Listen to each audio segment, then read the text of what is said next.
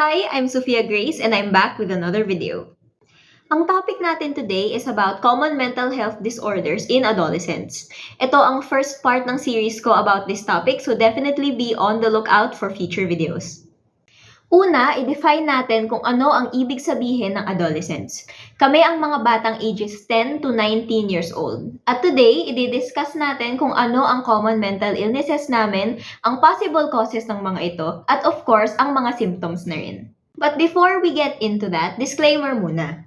Ako ay hindi isang professional at lahat po ng sasabihin ko ngayon ay based sa sarili kong research from reliable websites na ililink ko sa description sa baba. Moving on, una nating pag-usapan kung bakit nga ba importanteng malaman ang common mental health disorders ng mga kids and teens. As we discussed in the last video, may mental health crisis dito sa Pilipinas at marami ang walang kakayahan humingi ng tulong dahil kulang ang resources natin at it's also very expensive. And as we mentioned in the last video as well, ang pinaka-vulnerable sa mental health crisis na ito ay ang mga kabataan. Importanteng inform tayo sa common mental health disorders ng mga bata dahil kami ang pinakawalang kakayahan humingi ng tulong at mas lalo na wala kaming perang pangbayad para sa mental health check-up. And according to the WHO, 1 in 7 adolescents ages 10 to 19 years old ang merong mental health disorder.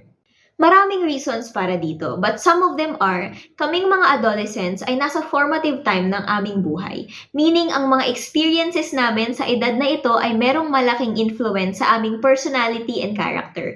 Ang mga experiences namin sa edad na ito ay dadalhin namin our whole lives.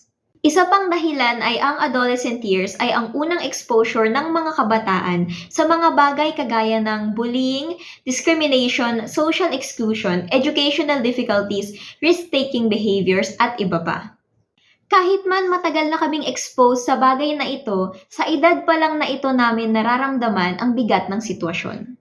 At ang iba pang mga bagay that can increase the risk of mental health disorder sa aming mga bata ay of course ang situation namin sa aming buhay. Pwedeng kami ay may intellectual disability, abused, may financial problems, o walang access sa necessary things kagaya ng pagkain o healthcare at marami pa. Kaya dapat prepared tayong suportahan ang mga kids and teens para at least mabawasan ang mga negative effects galing sa mga experiences na ito upang tumanda kami ng hindi hadlang ang aming mga naranasan at ang mga mental health disorders na posibleng ma-develop namin during this time. On to the main topic ng video. Ano nga ba ang mga common mental health disorders ng mga kabataan? Ito ay maaaring anxiety, depression, eating disorder, developmental disorder gaya ng ADHD, at learning disorder gaya ng dyslexia.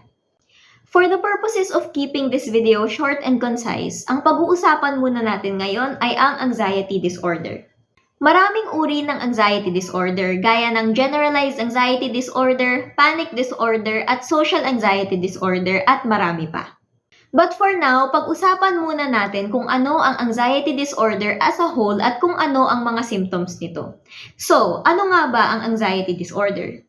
Ito ay pag ang isang tao ay nakakaramdam ng malubhang takot at pag-aalala. Hindi lang ito basta kaba dahil ang anxiety disorder ay hindi limited kung kailan ka lang stressed o kung kailan ka lang may pinagdadaanang mahirap. Kapag meron kang anxiety disorder, pwedeng wala itong pinanggagalingan. Basta ka na lang makakaramdam ng anxiety. Pwedeng may nangyaring hindi maganda o pwedeng bigla ka na lang nakaramdam ng anxiety kahit wala namang nangyaring kailangan mong ipag-alala. Pwedeng pakiramdam mo na may masamang mangyayari anytime kahit hindi mo naman alam kung bakit. At ang pakiramdam na to ay pwedeng mag-last ng ilang oras, ilang araw o pwede rin namang ilang buwan. Pwede rin ito magtagal ng ilang taon kung ikaw ay hindi nakakakuha ng tulong o di kaya lagi kang nasa sitwasyon na nagkukos ng anxiety gaya ng pag meron laging nag-aaway sa bahay. Kahit pa sabihing pwede itong makasanayan dahil madalas naman mangyari, pwede pa rin ito maging cause ng anxiety kung lagi kang nakakakita ng nag-aaway o nagsisigawan sa paligid mo. Pwede rin namang ang dahilan ay galing sa stress from school o sa work. Pero unlike normal nervousness or passing anxiety, pag na-trigger ang anxiety disorder mo, pwedeng magtagal ang pakiramdam na ito kahit man lumipas na ang cause o ang trigger ng anxiety mo. Ang anxiety disorder rin ay pwedeng lumala agad-agad sa loob lamang ng ilang minuto.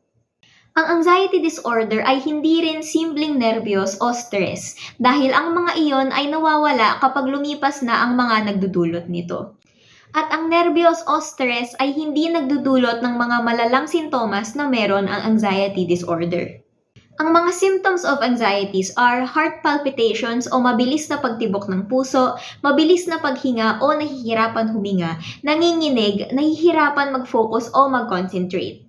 Hindi na nakakapag-isip ng ibang bagay bukod sa nagkukos ng anxiety nila, insomnia or hirap sa pagtulog, substance abuse or misuse, or di kaya suicidal thoughts and tendencies na. Ang mga malalang physical symptoms naman ng anxiety can include problema sa sikmura, chest pains na pwedeng pagkamalang heart attack, headaches o sakit ng ulo, dizziness, at kung meron ka pang ibang sakit gaya ng asthma, pwede rin matrigger ito ng anxiety. Ang mga symptoms na ito ay hindi lumilitaw ng isa-isa. Kadalasang magkakasabay sila depende sa kung gano'n na lang kalala ang anxiety ng isang tao. Normal na parte ng buhay ang paminsan-minsang anxiety lalo na kung meron nangyayari sa buhay mo na nakakakos ng stress. Pero ang anxiety disorder ay talagang nakakaapekto sa pang-araw-araw na buhay at sa mga bagay gaya ng academic performance at trabaho. Kaya sa mga nakakaranas ng symptoms na ito, lalo na kung lagi ninyong nararamdaman o hindi nawawala, I encourage you to go see a doctor kung meron kayong kakayahan. At kung wala, please pag-aralan ninyo ang mga coping mechanisms para alam nyo kung ano ang dapat gawin upang mapakalma kayo o mabawasan ang mga sintomas nyo. Of course, I will be making a video soon tungkol sa management ng anxiety at kung ano ang pwede nyong gawin bilang coping mechanisms. Pero for now, baka makatulong sa inyo na ma-identify nyo muna kung meron ba kayong anxiety disorder.